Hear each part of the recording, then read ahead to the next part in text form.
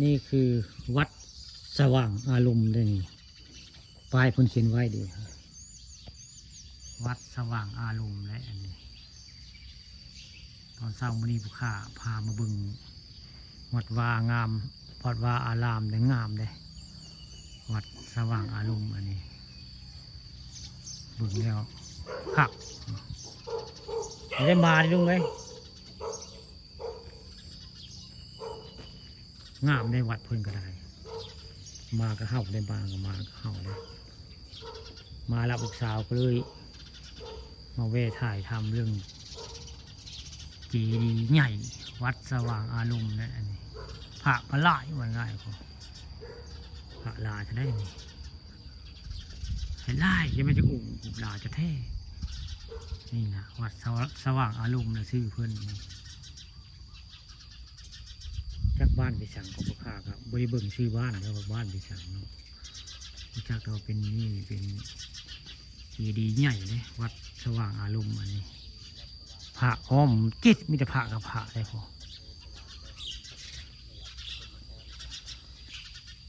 วัดอันนี้เจดีย์ใหญ่ได้นัวใหญ่สูสีกับวัดบ้านอ่างไปแล้วอันนี้ใหญ่เจดีย์อันนี้วัดบ้านอ่างยังบ่เลี้ยวได้เจดีย์อันนี้เลี้ยวนี่ขักได้วัดกับเจ้ามูนีข้าปานคำพาชมมาผ่านเส้นทางสานี่ได้ไม่ได้มาว่ามาจานะมากระเห่าเนี่ยมากระเห่าข้าวมากระเห่าเจดีย์ใหญ่สูงเลยมาเขากระเห่าทำไมแต่คนเพิ่งกระถางเลย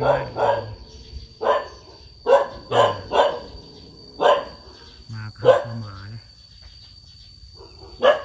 นี่แหละวัดเจ้าวันนี้ผู้ข้า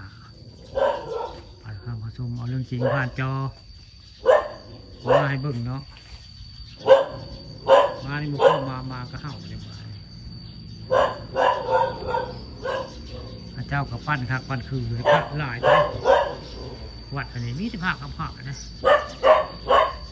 อ้อมมันกระตัวนเจดีย์นี่เอาลุได้ดีมานี่เพื่อกระทักทายผู้ข้าเลยทักทายเลยมาเนี่ยเพื่อถามเลยนี่แหละวัดสว่างอารมณ์ล่ะชื่อเพื่อนนะชื่อวัดเจดีย์นี่ก็ใหญ่แต่เจดีย์กับผู้เทินทางเทิงบึกคือมีลูกแก้วนะลูกแก้วบักใหญ่ทางเทิงก็มีลูกแก้วนะทางเทิงลูกแก้วบักที่ใหญ่เลยโอ้นี่เป็นกุ๊กโพเด็กข้าเจ้าเอาผ้าเหลืองอุ้มไว้นี่ข้าเจ้าต้นลำตัดลำมาเลยข้าเจ้าตัดลำมาเลยเอาผ้าเหลืองห่มไว้นี่ผ้าเหลืองห่มไว้เลยต้นโพพระเจ้าผ้าเหลืองห่มไว้แต่ตัดแล้วลำมันเหลือแต่เงาไว้นี่แหละกุ๊กโพวัดสว่างอารมณ์ล่ะนี่บ้านใดก็ข้างยังบ่จักเนาะบ่ได้เบิ่งซื้อบ้านเพิ่นแต่บ่จักแต่ว่านี่คือเป็นวัดสว่างอารมณ์ล่ะนี่